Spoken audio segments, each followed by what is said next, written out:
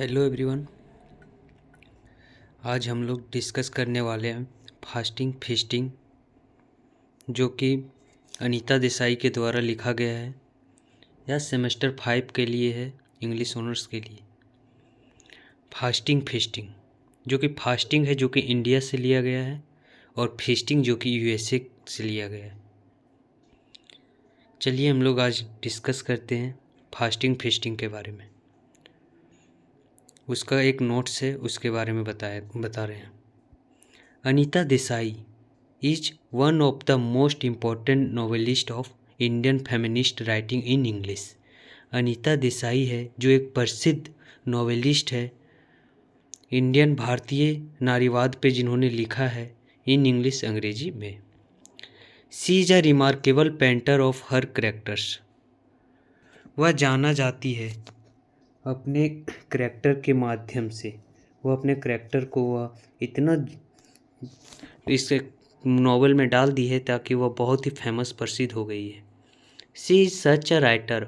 वह एक प्रकार का राइटर है हु थ्रू जिसके द्वारा her most absorbing and appealing work, जो उन्होंने लिखा है फास्टिंग और फीस्टिंग को, जो ट्राइज कोशिश करता है to change the mindset and outlook of the society and particularly to elevate the positions of women from the suffering and hardships of society and give her a status equal to man. Anita Desai है जो कोशिश करती है बदलने का कोशिश करती है माइंड सेट ऑफ, और सामने लाने का काम करती है सोसाइटी के, पार्टिकुलरली जो खास करके इलावेट उठाना चाहती है, रिवील करना चाहती है, सामने लाना चाहती है द पोजीशंस ऑफ वुमेन की पोजीशंस को।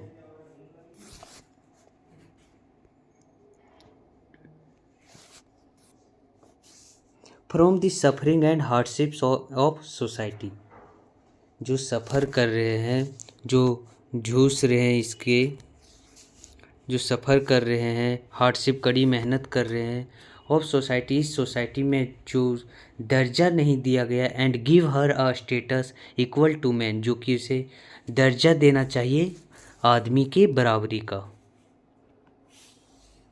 She deals with this theme seriously. यह थीम्स को सीरियसली गंभीरतापूर्वक लेना चाहिए। And always try to highlight the problems of women, और हमेशा कोशिश करना चाहिए प्रॉब्लम्स, समस्या को, वुमेन की समस्या को इन मेल डोमिनेटेड सोसाइटी, जो मेल के द्वारा प्रताड़ित किया जाता है महिलाओं को, उस सोसाइटी में जो बुराइयां हैं उसे रिवील करने का बात किया जा रहा है, उसी के बारे में वो लिखी है। In this novel she presents both female and mail character. इस नॉवेल में वह प्रस्तुत करती है फीमेल का भी और मेल करेक्टर्स को भी। टू प्रेजेंट्स और दिखाती है the actual face of patriarchal society का एक्चुअल फेस को।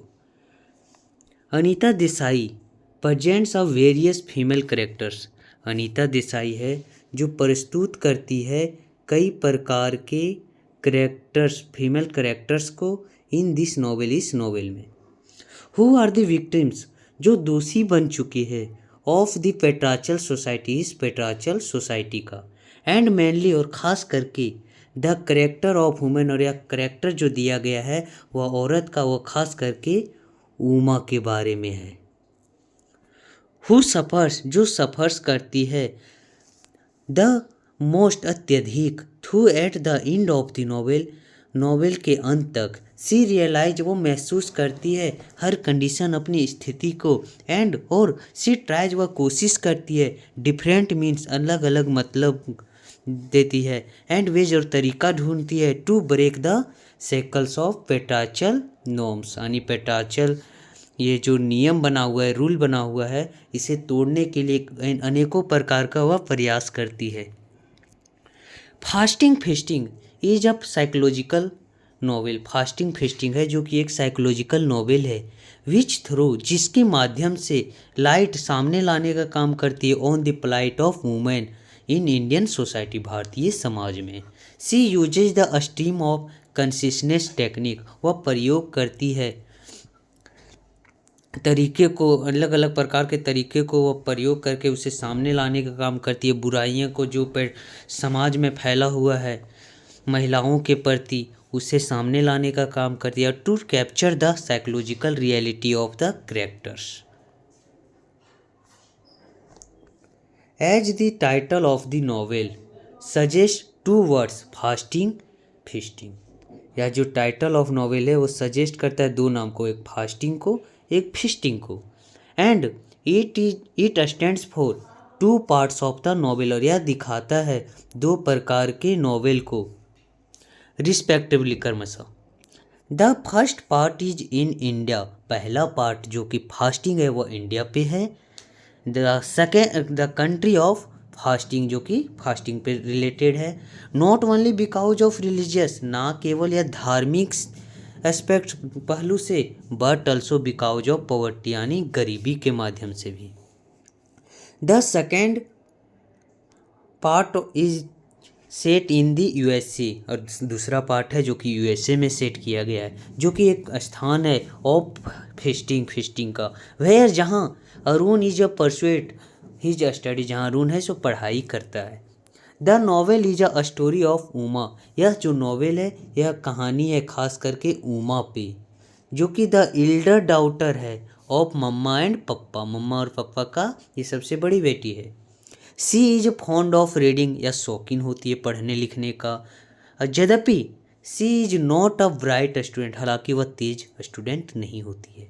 सी फेल्स ईयर आफ्टर ईयर, वह साल दर साल फेल होती रहती है। एंड दस, और इस प्रकार डेवलप्स करती है, एंड इन्फीरियरिटी और हीन भावना से उसे देखा जाता है। Uma is less interested in marriage, Uma को मैरिज में इंटरेस्ट नहीं लिया जाता है, क्योंकि उमा को ऐसो शादी में उसे अच्छा भाव नहीं मिलता है, उसे हाउस होल्ड गृह कार्य में भी काम उसे अच्छा से ज़्यादा भाव नहीं दिया जाता है, उसको मतलब ज़्यादा इज्जत नहीं किया जाता है।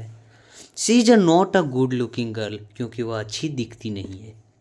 एज हर सिस्टर, अपनी बहन के जैसा, अरुणा और हर कजन अनामिका के जैसा।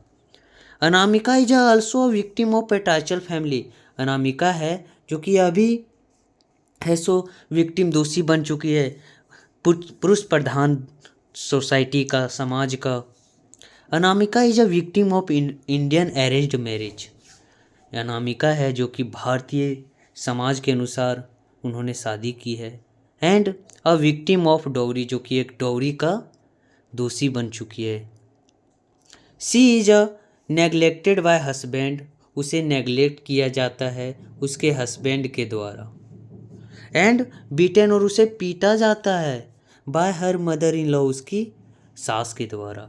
अल्टीमेटली, अंततः she ends up committing suicide, अंततः वह सुसाइड कर लेती है by setting her self ablaze. While as Uma, जबकि उमा है सो इज रिजेक्टेड, इसे रिजेक्ट कर दिया जाता है। एंड डाइवोर्स, उमा को रिजेक्ट कर दिया जाता है, एंड डाइवोर्स दे दिया जाता है। उमा का एक बूढ़े व्यक्ति से शादी हो जाता है फाइनली एक बार, लेकिन उसको भी रिजेक्ट कर दिया जाता है, उसे डाइवोर्स दे दिया जाता है शादी से। It shatters her now, she gets no attention, उसे कोई ध्यान नहीं देता है, केयर नहीं करता है फ्रॉम हर द फैमिली, उसके परिवार के द्वारा। And is not treated properly, और उसे अच्छे तरह से देखभाल भी नहीं किया जाता है। आफ्टर द बर्थ, जन्म के बाद, ऑफ हर ब्रदर, उसके भाई का जन्म होता है, अरुण नाम जिसका होता है। सी इज आस्क्ड, उसे कहा जाता है टू लीव स्कूल, स्कूल छोड़ देने के लिए। एंड टेक केयर, और उसे ध्यान रखने के लिए बोल दिया जाता है ऑफ हर ब्रदर, अपने भाई का। फीडिंग, खिलाने को कहती है, कहा जाता है उसे। बाथिंग, नहाने धोने को बोला जाता है। और हेल्पिंग हर मदर, उसे माँ की मदद करने के लिए कहता है। ऑन दी अदर एंड और दूसरी ओर देखें तो अरुण है जो कि is treated in a sophisticated and gets more love. और दूसरी ओर देखें तो अरुण को बहुत ही शानदार तरीके से उसे वैल्यू दिया जाता है, उसे ट्रीट किया जाता है, अच्छे प्रकार से उसे रखा जाता है, उससे बहुत ज़्यादा प्यार किया जाता है, केयर किया जाता है। लेकिन उमा को हल्का सा भी नहीं किया जाता है। Parents as expected in the patriarchal society, और पेरेंट्स लोग हैं उससे एक्सपेक्ट किया जाता है पेट्रार्चल सोसाइटी, यानी इससे हम लोग को यह पता चलता है कि पुरुष प्रधान के समाज में पुरुषों को ज़्यादा वैल्यू दिया जाता है महिलाओं के अपेक्षा। Uma is completely lack self confidence. Uma है संपूर्ण रूप से देखा जाए तो उसे कॉन्फिडेंस की कमी रहती है। The dream and desire of Uma are very simple. Uma को जो ड्रीम सपना है, इच्छा है जो, वो उमा का बहुत ही साधारण है। फिर भी यद्यपि she is serving her parents, वो अपने माता पिता का बहुत ध्यान रखती है, दिन और रात मेहनत करती है।